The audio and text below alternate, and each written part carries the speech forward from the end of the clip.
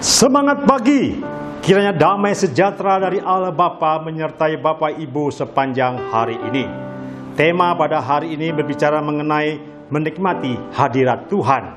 Diambil dari kitab Matius 17 ayat 4 dan 5. Demikian firman Tuhan. Kata Petrus kepada Yesus, "Tuhan, betapa bahagianya kami berada di tempat ini. Jika Engkau mau, biarlah aku dirikan di sini 3 kemah, 1 untuk Engkau, 1 untuk Musa, dan 1 untuk Elia." Dan tiba-tiba ia sedang berkata-kata, turunlah awan yang terang menaungi mereka, dan dari dalam awan itu terdengar suara yang berkata, "Inilah anak yang kukasihi, kepadanya lah aku berkenan, dengarkanlah dia." Bapak, Ibu, saudara-saudara terkasih, ketika seorang mengalami Kristus dalam hidupnya, pasti akan otomatis timbul dalam dirinya keinginan untuk melakukan sesuatu yang terbaik. Kemuliaan yang mengubahkan kita, di mana di situ ada kuasa, ada hadiratnya, ada keagungannya dalam kekudusannya. Kalau kita baca perikop Matius 17 ayat 1-13, di mana murid bernama Petrus, Yakobus, dan Yohanes bersama-sama dengan Tuhan, mereka naik ke gunung. Lalu Yesus berupa-rupa di depan mata mereka, wajahnya bercahaya seperti matahari dan pakaiannya menjadi putih bersinar seperti terang. Mengalami kemuliaan itu, Petrus dan Yohanes berbahagia, kagum. Bapak, Ibu, perjumpaan dengan Tuhan akan mengalami suatu pemulihan.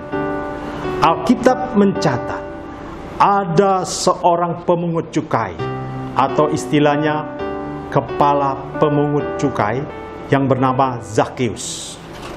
Zakeus adalah seorang penagih pajak kepada para pedagang. Mungkin dalam tugasnya dia melakukan sesuatu yang begitu jahat, sehingga tekanan dialami oleh para pedagang untuk membayar pajak. Pemungut cukai disindir di masyarakat di sekitarnya. Tapi puji Tuhan, Tuhan memberitakan kabar baik kepada kita semua. Dia datang untuk orang-orang yang berdosa. Dia mati untuk orang berdosa. Kita adalah orang berdosa. Kita telah diampuni dosa-dosa kita. Dengan kematiannya di kayu salib, Dia lakukan itu buat kita orang-orang berdosa. Zakeus mendengar berita itu, bahwa Yesus datang untuk orang-orang yang berdosa. Selama menjalankan tugasnya sebagai pemungut cukai, dia mengalami kekosongan di dalam dirinya. Dia butuh Tuhan. Maka waktu dia dengar Yesus masuk ke kota Yeriko. Bapak, Ibu tahu apa itu kota Yeriko? Kota itu dibangun dengan suatu kutukan. Tetapi Yesus datang ke kota itu untuk memulihkan. Zakeus berlari untuk menjumpai Yesus. Orang yang merindukan Tuhan, orang yang haus akan Tuhan, walaupun kondisi apapun yang dialami, pasti akan dipulihkan. Zakeus mengalami pemulihan.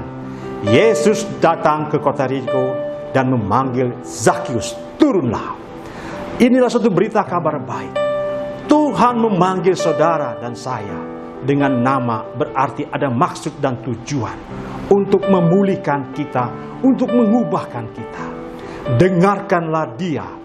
Di mana ada suara yang berkata kepada Petrus, Yohanes, Yakobus, "Inilah anak yang kukasihi, kepadanya aku berkenan, dengarkanlah Dia." Bapak, Ibu, sejauh mana kita sebagai anak-anak Tuhan untuk mendengarkan nama Tuhan dalam aspek kehidupan ini?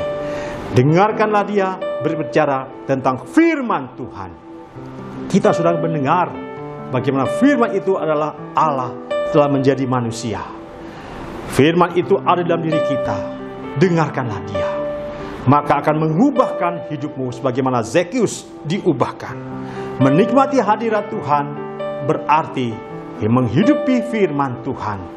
Percayakan firman Tuhan dalam kondisi apapun. Ketaatan.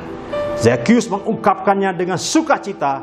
Tuhan, kalau ada seumpamanya di dalam hati mereka, aku telah mencurangi mereka, aku akan kembalikan 4 kali lipat. Ini berarti bahwa ada respon waktu mengalami kehadiran Tuhan, kekudusan Tuhan. Mari Bapak, Ibu, Saudara-saudara, miliki hasrat untuk melakukan yang terbaik. Bagaimana Yesus telah mati bagi kita, telah ada dalam diri kita, yang telah Dia buktikan kematian di kayu salib. Ketika kita mengalami Tuhan, jadilah berkat, jadilah alat bagi kemuliaan Tuhan. Tuhan Yesus memberkati Bapak Ibu.